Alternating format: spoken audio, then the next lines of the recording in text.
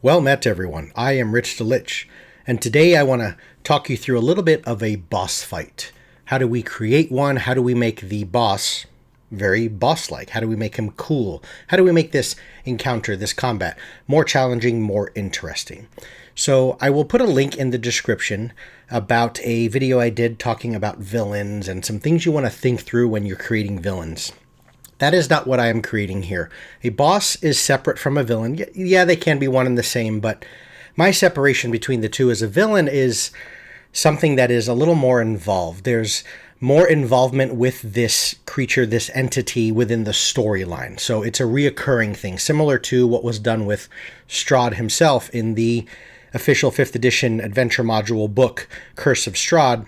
The villain will kind of present themselves to the PCs early on when he is beyond the capabilities of the group.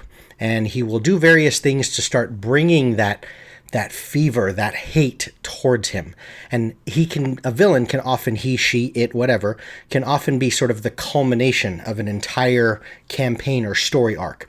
A boss can simply just be something that is more powerful. You know, when you walk up to that orc encounter and the PCs ask, is there one that looks like he's the leader? Is there one that's stereotypically a little bigger? He's wearing more, various adornments and his armor looks a little better put together, so on and so forth. So when you're thinking of a boss, rather than just simply saying that this thing is the bigger guy, so therefore he's stronger, his strength is more, and he hits harder, he has more hit points, he has better armor, so therefore he has a higher AC, rather than just thinking of the simple mechanical things of changing that guy's stat card to make him 3 CR points higher, maybe some things here might be beneficial, certainly for the DM, just some things to think through. I'm just one guy. I'm not going to say that I've run through this system myself and done this with all my bosses, but it's definitely something that I like to think through. And it starts to get the wheels turning, and it gets me just presenting some cooler situations for my players. And I know that a lot of my videos will often be geared and seemingly designed towards the perspective from the Dungeon Master and that side of the screen. For players as well, just remember, folks, any of this stuff that I present to you, there's nothing wrong with you saying to your DM at the end of a session, hey, dude, I'm watching this really cool dude. His name is Rich. He has this channel, All Things Lich, and he has all these awesome ideas. Why don't you look into maybe like doing some stuff like watch that video on his Ogre Boss design, and maybe you can come up with some cool ideas like that. And there's nothing wrong with you giving feedback to your DM as well in ways of just quite simply making your game, your table space, just more interesting and cooler. So let's jump into this guy and let me show you kind of the process of some things you can go through to create kind of a cool boss encounter. So what do we have on screen here? Let me kind of talk you through a little bit of the stuff. The PCs are already here. We have 4 of them. It doesn't matter how many you're using, okay? It doesn't matter if you've got 5, 6, 7, whatever, right? But just for example's sake, I'm also not going to wrangle in and show you any stat cards of what would this CR encounter be like. Yes, your boss is going to be tougher than the other things within him, or that are with him. So the lackeys and the minions and the other aspects. The boss is going to be more powerful, and you have to kind of determine for yourself going through, and I've done videos on this as well, working your way through the DMG and the player's handbook of figuring out encounter design and how to calculate a CR. So we've got 4 PCs. It also doesn't matter what they are, right? But the PCs are approaching from the left. We've got some terrain here. So everything kind of in the brown, sort of outlined here, is normal terrain. We've got gray things, which are rocks. We've got green trees, okay? Everything in this lighter gray. So let me use the Wacom tablet, actually. Let me give you a cool kind of pink color, I think. Let's go like this, just so we can see things well. All right. So we'll put this all the way up top, like that. And then I'm going to make this a little bigger. And there we go. Okay. So we've got the PCs right here. We've got rocks and bushes. Okay. All of this area right here is normal, navigatable, not difficult terrain. All of this area is terrain, but it's all difficult terrain. This area back here, the dark gray, is basically not traversable, I think is the word. So what we have is, You've got to give a little bit of info to your players ahead of time. You know, the detective and intel work that they learned and they questioned, you know, and they said, hey, we know we're coming up against this ogre. What are we dealing with? Like, how tough is he? What are some environmental issues? You know, what kind of things do we need to prepare ahead of time? Do we need fire resist gear? So on and so forth. And in the detective work, one thing the PCs have learned is that there is some kind of a shaman that is either working with the ogre or working under. Perhaps he's even above the ogre. He's not the boss himself. The ogre is the boss, but there is some sort of a shaman, and in this particular case, it's a goblin shaman. This goblin shaman is doing something really bad, and it's the PC's job to stop that goblin from doing it. If the goblin does it, the goblin shaman finishes his task, game over, right? Campaign's over, done. There is a timer. My guy Runehammer, he's a fellow creator, YouTuber. He's a fascinatingly creative. I'm trying to aspire to reach his level. And I follow all of his stuff on YouTube. And one thing he always talks about is a timer. A timer is a key thing in any battle, other than maybe a random encounter or something that you want to just fill up an hour of gameplay. Any significant encounter where we're talking about roll initiative, right? When we're in that sort of combat timing, of the three pillars of D&D, when we get into the combat aspect of it, always have some kind of a timer. Don't let things linger. Don't let the PCs tactically just sit back and formulate the plan any way they want. Because in-game, it makes the intensity and challenge of combat lose so much of its oomph. And out of game, it just completely dumps all over your pacing. Have some kind of a timer where the PCs quickly learn that something needs to happen. And I'm not talking about the condition where, in this particular case, if the goblin shaman finishes his task, the DM and the world wins, whereas if the PCs stop the goblin shaman, they win. No, I'm talking about something that escalates the combat to an almost unwieldy level that forces a sense of rush and urgency. And that's something you need to have. It's one of the pillars of creating challenging combat. You don't need challenging combat by just simply having the PCs fight against something that is significantly more powerful than them and much higher CR. You can bring about a bunch of challenge by just sort of rushing the PCs. The timer here is the PCs lose if they don't reach the cave phase before round 8. Okay? As soon as the PCs walk in, roll initiative. I have a little D8 and it's set on number 1. This is round 1. You don't have to tell them. Yes, storyline, the PCs know there's some goblin shaman that's doing something bad, and they learn that there is this big badass boss ogre that's involved that's going to keep them from stopping the goblin. That's the storyline of what they need to do. But when that D8 is set on the table, you don't have to tell them what it is. It just immediately brings dread because the PCs will look, the real life players will look at that and wonder, what the hell is that? And every round when you tick it up 1 and you change it to 2 and 3, yeah, they can maybe assume when it reaches the end of the die, which is an 8, something's going to happen, right? And especially when you don't have any sort of environmental changes where every time you tick it up, they see something change. When nothing changes, it automatically brings a level of suspense. Now, here's another interesting thing with that. You can use it as a bluff. Don't do it all the time so that your PCs don't, your players don't start to sort of be able to predict. But you can have a D8 on the table. The minute this encounter is done, subsequent encounters, you can have a D8 on the table and tick it up every round, and maybe it does nothing. But creating that sense can create a certain level of tension and atmosphere within your battle. So I have a D8, and it ticks up. So if we're talking about they have to reach the cave phase before it's over, let's get into the phases so we can see what this means, okay? As soon as the PCs approach, and I said roll initiative, the very first phase that happens is called the soften phase, okay? Let's look through it. Goblin lackeys pepper the group with ranged attacks and sneaks and fight to the death. They don't literally need to have sneak attack, but maybe this just might mean that there's goblins present and there's a chance they may have surprise round, okay? They are terrified of the ogre's power, the boss, so they will not run or break morale. They would rather just fight to the death against the PCs than deal with the consequences of trying to abandon the area, right? To make it more challenging, one thing you can do is you can consider giving the goblins pack tactics, which is something like kobolds have, where by outnumbering the PCs or being multiple in melee or something like that, they're going to get advantage. That is stuff where you need to wrangle that in yourself, which is not the intention of this video, of how do you calculate the CR, okay? So that's the soften phase. You can see we've got goblins hiding out here in right over here in all these different areas of difficult terrain. You've got goblins behind rocks. You've got them hiding in bushes, right? So it makes sense that they may have a surprise round. It makes sense that they're going to be kind of shifty and very roguish without necessarily giving them sneak attack and such. So they're just here for what I said is the soften phase. They're here to create some damage that the PCs have to heal, to burn some of the PC's spells, but also to take some time away from this timer, because as soon as they approach, before the soften phase even began, the timer is on 1. Every round that they spend fighting in these goblins in the soften phase is ticking away at this inevitable timer of doom, right? If 9 or more goblins are killed... Why do I keep making these dots? Weird. If 9 or more goblins are killed, or any PC crosses line number 1, which is this line right here, we now trigger the reveal phase, okay?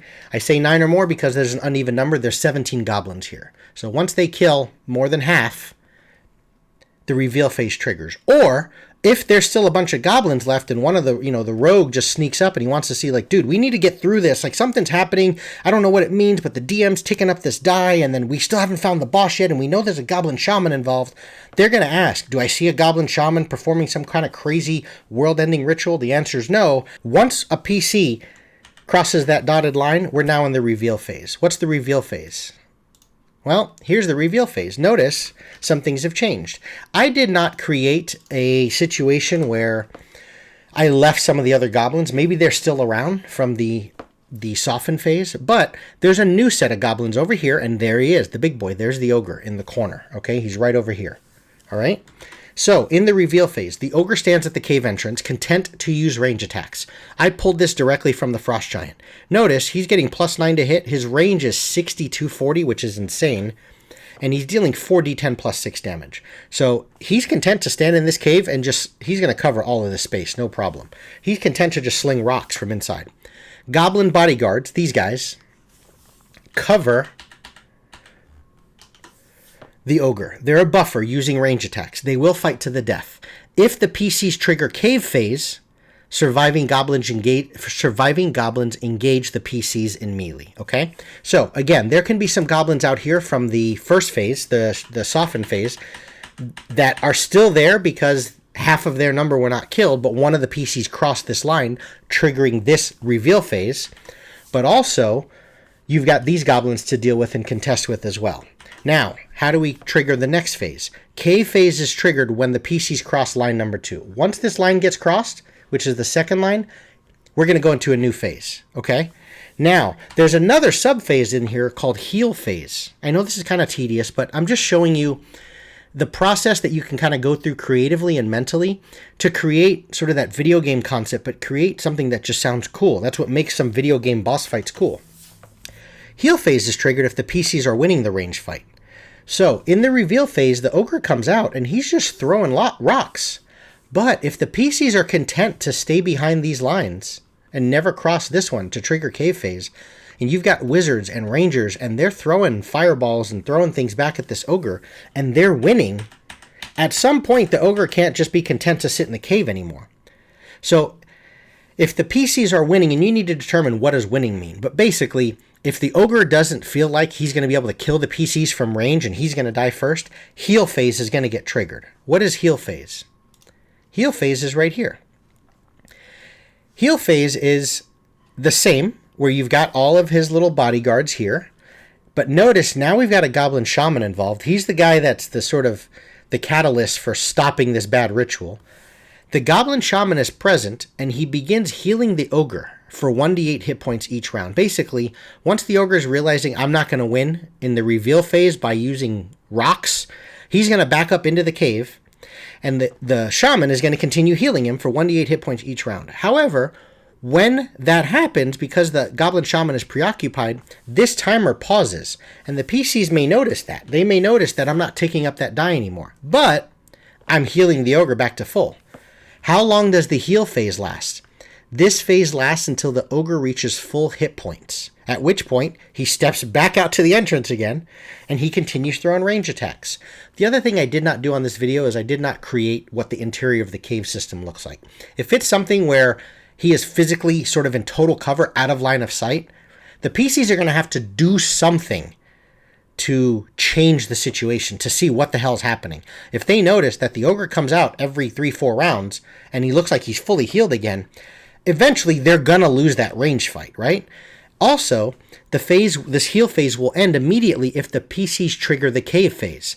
How do we trigger cave phase? Remember, cave phase is only triggered when some PC passes this line. Basically, what I'm saying here is we are going to eventually boil this combat down to engaging the ogre in close combat, okay? Once cave phase triggers, the shaman disappears through a small hole leading into the mountain. He's out. He wants nothing to do with it, okay? But the timer has now stopped. They no longer are in jeopardy of losing the entire encounter or the game as a result of that. It's done. So, as this die is ticking up, the PCs just need to try and get to this cave phase as soon as possible. Once the Goblin Shaman reaches that point where he feels like the PCs are closing in, triggering cave phase, I'm done doing what I want to do and I'm just trying to survive now. So the Goblin Shaman is out. But now, since the PCs have closed this distance, cave phase is triggered. What is cave phase? First off, if there's any goblins left, this is a problem. Cave phase all happens within the cave. And as I said, you would need to kind of detail out what does the interior of the cave system look like. I want to leave some stuff here for you to kind of brainstorm with and help, or at least provide you with some fuel that you might be able to think through some of this and how would you handle this yourself. If one or more goblins are able to engage the PCs in melee, the ogre has advantage on all attacks against the PC that's engaged by that goblin. This is just to say, if anywhere within any of the previous phases you've left some goblins by or alive, they're going to engage the PCs and the ogre will have advantage. That's a problem. You want to fight this ogre only by himself, okay? Next, while in the cave, the ogre can take legendary actions. Basically, he can use an action off turn to make a single attack. He has 3 as normal, the way legendary actions normally work. Okay, that's kind of it's not layer actions, it's just what is now happening as a result of being in his environment. And finally, this is the big one, when the ogre is reduced to 50% or less hit points, the magic of the Goblin Shaman triggers. Whatever lingering effect happened by the goblin doing what he was doing, it now triggers. So, let's look at the cave phase. When the ogre is reduced to 50% or less hit points, rocks fall and things start to die. Okay? The Goblin Shaman ritual is stopped. Okay, which we know that because the minute they activated cave phase, the goblin rolled out. He left. He snuck through the hole. And what'll happen here is once the ogre is reduced to 50% or less hit points, this whole rocks fall and things start to die thing happens. The PCs now have another dilemma. Yes, there's still an ogre present. Yes, he's at 50% or less hit points, but there's still a fight happening. But now the PCs need to either leave the area or they need to give chase through that small hole where the Goblin Shaman went. Okay? However, in the meantime, what is this rocks fall thing? Falling rocks deal 2d6 damage to any person that's within the cave, any creature. Okay? To determine who's hit, very simply, have everyone at the table roll a d20. You cannot manipulate this d20. You don't use Halfling's Lucky. You can't use the Lucky Feat. There's no inspiration. It's similar to like a death save in a way, right? You just roll. Whoever rolls the lowest, including the ogre and any goblins that might be present, whoever rolls the lowest takes 2d rock damage that turn from things caving in. But now, this timer is off, but we've now changed this encounter into sort of another mini phase happens when the ogre reaches 50% or less hit points, right? And I hope to show you through all of that you can create a boss encounter with a series of sort of video game phases where various things happen, and it just creates some layers and some depth, so it's not just turning every boss, as I said in the beginning, into, yeah, he's a boss because he hits harder than the other monsters on the field. Yeah, he's a boss because he soaks up more damage. Because all you've done, yes, you've created a tougher, thicker boss by giving him more AC and more hit points, but what you've also done is you maybe didn't create a more interesting encounter, you've just created a more tedious encounter. An encounter that now takes 20 minutes longer because he soaks so much damage. You've also perhaps stepped on the toes of your damage dealers and made them feel a little inferior simply because their damage output doesn't seem to do as much when my monster has 3 times more hit points. You know, it's just a meat shield at that point. It's kind of a boring encounter. By using these various phases and what happens when one phase happens to the next, and what happens when we go into one phase, but some of the monsters are still present from the previous phase. As you see, this ogre is going to have advantage. When they cross a certain line and reach a certain point, when does that die timer change? I think you see sort of the confusion of it. But imagine if you spent an hour coming up with this, and as the DM kind of wrangling your mind around this and knowing what's what. And then you present this to your PCs at the table. They don't know all the behind the scenes info here, but what it creates is chaos. It creates tension. It creates thought and tactical stuff. And that is ultimately what I'm trying to do in this video by highlighting some ways that you can make a boss fight pretty damn interesting. So steal it if you want to use it. Hopefully you're inspired. Wherever you want to take it. Thanks everyone for watching. That's all I have for you folks, and take care.